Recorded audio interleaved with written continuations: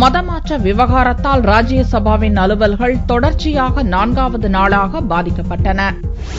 மத்திய அமைச்சர் நிரஞ்சன் ஜோதியின் சர்ச்சைக்குரிய பேச்சால் குளிர்கால கூட்டத்தொடரில் ராஜ்யசபா அலுவல்கள் ஒரு வாரம் முடங்கி அப்பிரச்சினை கடந்த வாரம் முடிவுக்கு வந்த நிலையில் ஆக்ராவில் ஏழை முஸ்லிம்களை ஆசை காட்டி மதமாற்றம் செய்த விவகாரம் பூதாகரமாக கிளம்பியுள்ளது. செவ்வாயன்று ராஜ்யசபா கூடியதும் மார்க்சிஸ்ட் உறுப்பினர் சீதாராம் யெச்சூரி கிறிஸ்துமஸ் விடுமுறை தின சர்ச்சையை கிளப்பினார். கிறிஸ்துமஸ் நாளில் பள்ளிகளை திறந்திருக்க கேட்டுக் கொள்ளும் அரசு உத்தரவு நகல் தன்னிடம் இருப்பதாகவும் அதை சபையில் தாக்கல் செய்ய விரும்புவதாகவும் அவர் கூறினார். அப்போது காங்கிரஸ், சமாஜ்வாடி, பகுஜன் சமாஜ், திரிணாமுல் காங்கிரஸ், ஐக்கிய ஜனதா தளம் உறுப்பினர்கள் ஆக்ரா மதமாற்ற விவகாரத்தை எழுப்பினர். பிரதமர் மோடி சபையில் விளக்கம் அளிக்க வேண்டும் என்று கோஷமிட்டபடி எதிர்க்கட்சி உறுப்பினர்கள் சபையின் மையப்பகுதியை முற்றுகையிட்டனர்.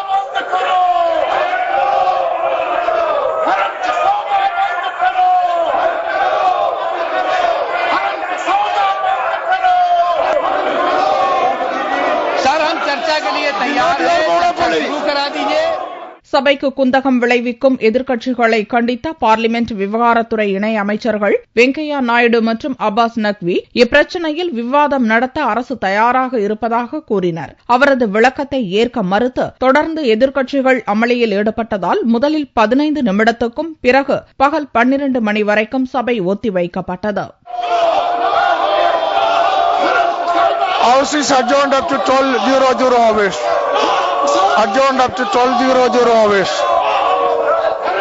சபை தலைவர் ஹமீத் அன்சாரி தலைமையில் மீண்டும் சபை கூடிய போதும் மதமாற்ற விவகாரத்தை கிளப்பி எதிர்க்கட்சிகளின் உறுப்பினர்கள் அமளியில் ஈடுபட்டதால் அடுத்தடுத்து சபை ஒத்திவைக்கப்பட்டது. மதமாற்ற விவகார பிரச்சினையை எதிர்க்கட்சிகள் எழுப்பிய போது தமிழக எம்பிக்கள் அதில் பங்கேற்காமல் அமைதியாக இருந்தனர். இதனிடையே ஆக்ராவில் முஸ்லிம்களை மதமாற்றியதில் முக்கிய பங்காற்றிய இந்து அமைப்பைச் சேர்ந்த நந்த் கிஷோர் வால்மீகியை உத்தரப்பிரதேச போலீசார் செவ்வாயன்று கைது செய்துள்ளனர்.